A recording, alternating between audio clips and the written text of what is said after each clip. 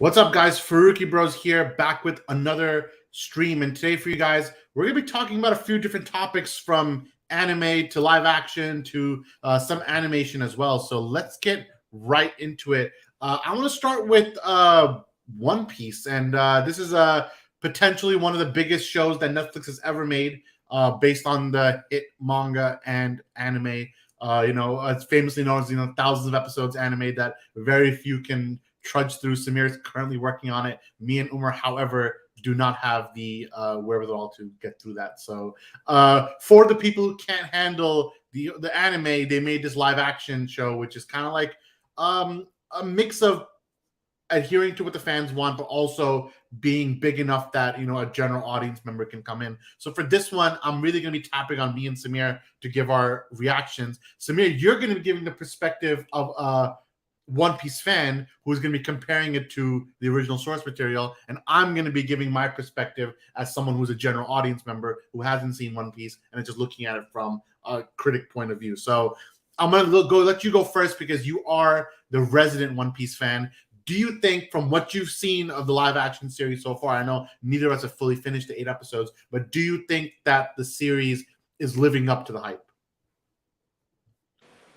As far as live action anime adaptations go, I think it's pretty good.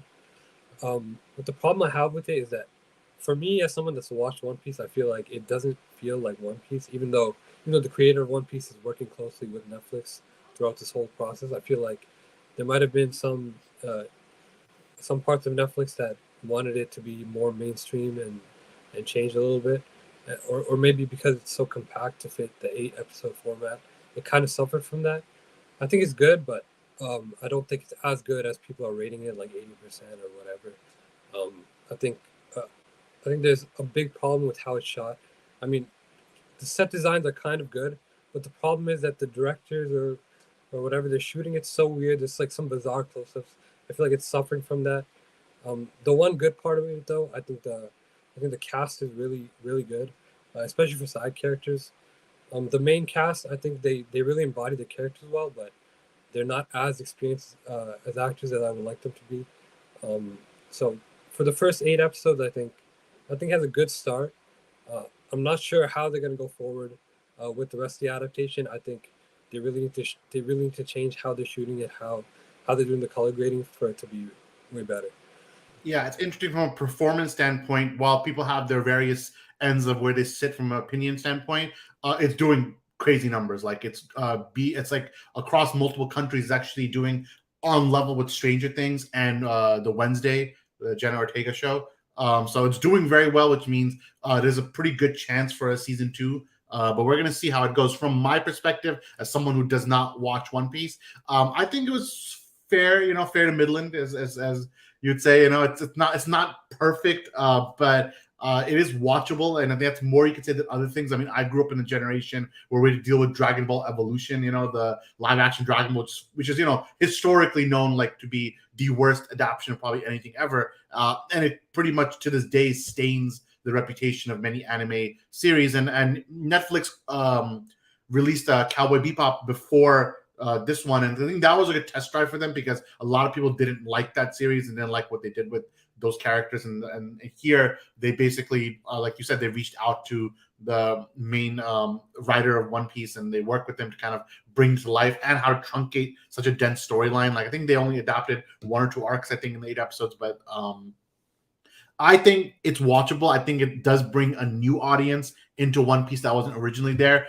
But I don't know. I mean, we were just talking about a couple of weeks ago about, Gear 5, and we're like, I don't know. I don't see how they'll ever get here. I think it's just like a pie in the sky that they can even get this far. I think the fact if they can even get 2 or 3 seasons in, which Netflix is known for, they really don't go past 3 seasons unless you're literally Stranger Things. I don't think. I mean, Samir? Do you think there's a good place they can end the series without going all the way? Like, is there an arc? Yeah, let's stop it here. Maybe Gear 2.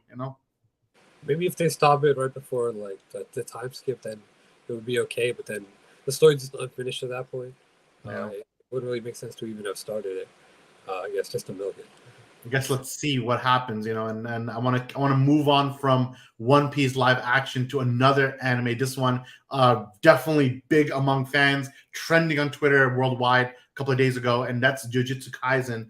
They're finally in their Shibuya arc, which I'm not going to spoil it for people who are not manga readers, but this is the arc that everyone has been talking about ever since it came out in the books. But now that it's out in live action, we're doing not live action. Now that we're seeing the anime, the adaptation of it, everyone is extremely excited. I will give my quick thoughts on this one. I think that listen, Jujutsu Kaisen. I mean, Mappa. They're the ones who are animating. I think they're doing an absolute wonderful job. I think the marketing team around JJK is actually quite good, and if not better than what Attack on Titan has been getting recently. Like they've been getting crumbs, whereas Jujutsu Kaisen is getting like custom hashtags. They're getting full marketing blasts on Times Square. Like people are pushing the series, and it shows. Like it's one of the highest selling series of the last few years. It's one of the highest watched series, and beautifully animated, wonderfully voice cast. And I don't mind the prequel arc that we got like this last month, but I'm especially excited to see the main cast return and to see like the main group and whatever surprises and heartbreak that might come therefore. But I think everyone's very excited for it. Samir, I think you put me on the show, right? I don't know if you put me or we both joined at the same time, but are you excited for the Shibuya arc? Of course, and just from the opening, they foreshadowed so many crazy things that are going to happen in the show, and I feel like as long as they do the animation well, they kind of dropped the ball at the beginning of season 2 with the Gojo animation. I feel like as long as they do the animation well, it's going to be really good. I mean, people on Twitter have been going crazy about it. Yeah, it's going to be good. It'll be interesting to see how it goes. I'm excited to see how people are reacting when it all ends because I've actually had read those chapters when they first came out because the hype was too much. I was like, the show didn't catch up there. I'm like, I'm just gonna read it. Let's see what happens, and I'm very excited to see where it goes. All right, here's my rope in Mr. Umar K. Farooqi, and that's Toy Story 5 because you are the. I don't know if you're the resident Toy Story fan, but you're one of the two biggest ones. It's me and you. It's between you and me, really, when it comes to loving this franchise. And Toy Story 5, we had this debate a lot, and it's funny because we had it when Toy Story 4 is about to come out, and we were like, is it even needed? And like, why is this movie coming out? But every time one does come out, you're like, well, I can see why it came out. Because in the end, are you ever going to get the perfect ending of Toy Story 3? No. The fact that you opened up Pandora's box by continuing after Toy Story 3, you've kind of written yourself into a hole already. But then when Toy Story 4 came out, I think we were all wonderfully surprised that at least the ending. I mean, if Ziano's here, he'd be telling me that how much he hated Buzz Lightyear's arc in that movie. But from the Woody standpoint, his arc in that movie I think was quite strong, and that ending scene where he said goodbye to like his friends and kind of lived his own life with Bo made a pretty cool ending. And then we're like, oh, fine, maybe that's the ending of Toy Story. But listen, money talks, and flops also talk because Lightyear, that spin-off movie, flopped really bad at the box office. So lo and behold, we're back at Toy Story 5 now. So I'm going to do this topic in two ways. First, Umar, do you think Toy Story 5 is even needed? Like, why are they making this? And number two, if they are making it, are you excited? Because I'm not going to go into leaks yet, but I want to talk about Toy Story 5 even existing. Do you think it's worth it? Yeah, I think it's worth it because at the end of the day, there is I think that the more you go back to watch the fourth one, you actually realize that it was more of a farewell to Woody than the actual franchise. Like that's why Jan would be sitting here and saying that Buzz Story is kind of whack. So I think that they can potentially make one that would have the same feel that the last one had for Woody, but this time for the franchise, like for the entire franchise. But I also think that at the end of the day, we everyone knows it's a business. So if they find that they come out with a fifth one and it makes $1 billion or whatever, and then they end up, re-announcing another sixth one or a seventh one, years and years into the future, or a couple years into the future, whatever it is. I think that will always trump any type of storyline or any type of if there's money to be made, they're gonna keep making them. But at the same time, you could again, I do think that I know you want to talk about the leaks later. I think it really much depends on what they're actually trying to do. Because if it is a story where they can execute a farewell for all the toys and all the actual story, like Andy and all that stuff, then I think there is a way to keep doing that. I know a lot of people will say that, well, the fourth one does that. The fourth one does do that.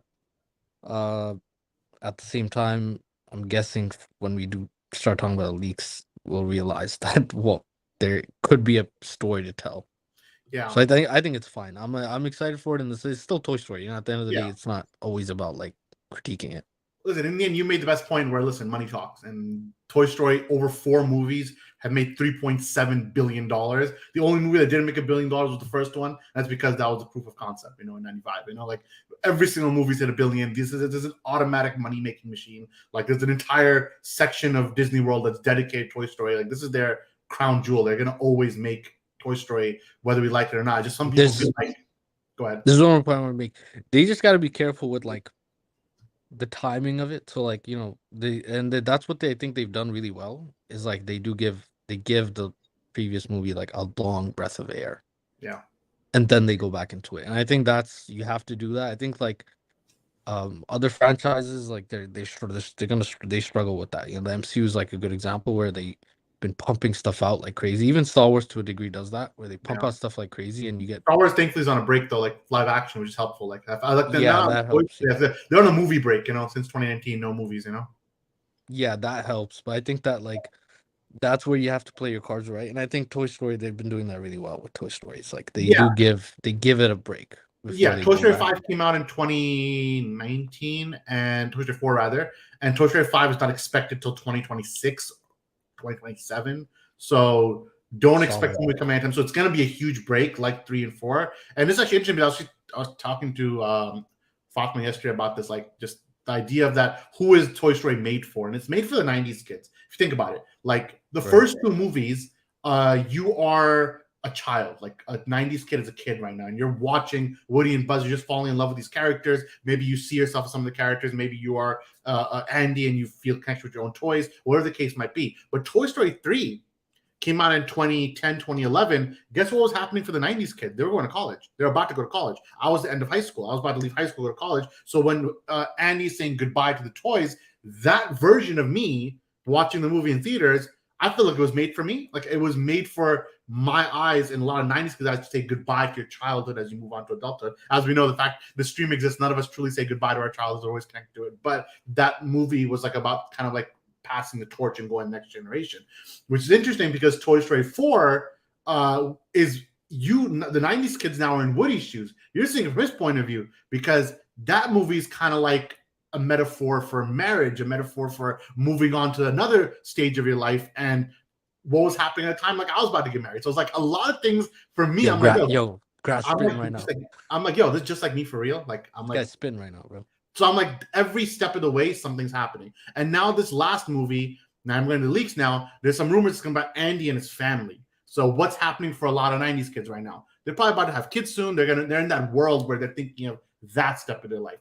And that's what Toy Story 5 is going to be about. So I feel like every step of the way, they're like talking to the 90s kids. They're like, hey, what are you guys roughly, what are you guys doing this generation? And then here's what you can chew on with this movie. And that's why it's always doing well. Like it's always going to make $1 billion because it's always reaching to what the audience is looking for. So getting to leaks, there's some rumors out there that Toy Story 5 is going to center heavily around Andy and his family. Remember, when we last met Andy, he left for college. So if he's already having kids now, that means it's a huge gap. So maybe they're going to find a way to reunite. Yeah, they might find a way to reunite all the characters. Like I'll give my guess, like a guesstimate. Like you can imagine maybe Woody going back to his neighborhood, seeing Bonnie's family, is like, "Hey, do you still have those toys?" Like trying to get some of them back, And then Bonnie gives the toys back, and he's like, "Wait a minute, where's Woody?" And then she's like, "I lost Woody when I was a kid." She's probably a teenager or something at that point. They're like, "Oh no, we gotta find Woody," and then they're gonna by maybe Buzz and the gang will go like Toy Story 2. They're gonna go make a effort to go get him back, and maybe in the end, some really cool moment will happen where like they reunite with Andy's kids and he feels purpose again. All that fun stuff. I think bring back Lotso, bro.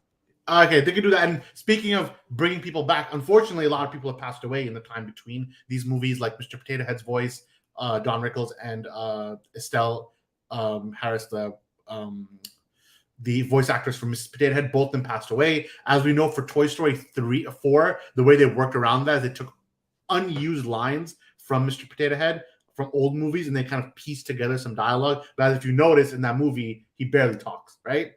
So I don't know how respectful that is, but right, but now what I'm hearing, based on the same rumors that came out from the Disney Insider folks, they said that they are going to recast these characters now. So the people who have passed away, you can't have a Mr. Potato Head like not talking. So they're going to put a new voice actor in the role, probably to mimic it. But everyone else is expected to come back. The main voice, Tim Allen. All the whole Woody, Buzz, everyone's coming back for this movie. I just feel like, when we talk about reboot, and I'm going to get to in a second, when we talk about reboots, I keep feeling like Toy Story 5 should be the last one. Like, and I know it's fine to say this because it makes $1 billion, it won't. But I don't mind them rebooting it. Toy Story doesn't have to be a Woody and Buzz. You can make other toys, other stories, other concepts. But at some point, you should put Woody and Buzz to rest. I don't know, but we'll see like if it's going to happen or not. So, man, you've heard me and Umar ramble about this topic now. So, number one, is Toy Story 5 worth it? But number two, do you think this leaked storyline is value or not? I mean, I remember this. Remember there was like this heartfelt Tom Hanks moment where he was reading the script for Toy Story 4 and he cried or something. Yeah. Like that was the end. So this kind of makes that like nothing, because they're just doing it again, which is kind of whack. I feel like if they were gonna put it to rest, they might as well have already. They could just keep milking it. And as far as the leaks go, I'm a certified Bonnie hater. I don't really care for Bonnie ever. So I'm glad that they will bring Andy back. I feel like that will wrap it up pretty well, bring it all together. So if this is the last one, they should just make it the last one. Why you hate Bonnie, bro? Tell us. Bonnie, I don't know. She adds nothing to the story, Like Andy, he's like a staple. He's like the guy from the beginning. What does Andy add that Bonnie that doesn't, scene where Andy like throws one of the toys down? He's looking at the other toy. You know that meme? Yeah. You're right. Bonnie just she isn't that. I guess. I mean, the funny thing again, you said the whole point of putting it to rest. Like, the irony is that if the Lightyear movie did well, the one with Chris Evans, the real Buzz Lightyear movie, if that did well, maybe we'd never get a Toy Story 5, and maybe they'd make like a real this story. But the fact that flopped the way it did, I think Disney is like on their heels, and they're like, wait a minute, like people don't want to like mess up those characters. They just want it to be exactly the way it was when they grew up, and that's why therefore Toy Story 5 announced. And that's not the only one. Frozen 3 was announced alongside Toy Story 5. Moana 2, no, not Moana 2, Moana live action was announced. So you're seeing Disney is going down the same road we had when Little Mermaid came out, where they're going to just keep making the same thing again and again because they're like, this is what our audience wants, and fresh ideas unfortunately will go in the garbage because they want to keep like keeping these characters in the forefront. It's a nuanced debate that maybe we'll have a bigger one later, like when Zion's here also, because we can. If I open the Dynamite that's Lion King live action, we already know there's some furniture moving around here, but because the Mufasa movie's coming out with Barry Jenkins, I think that's gonna be fire because you got a really good director.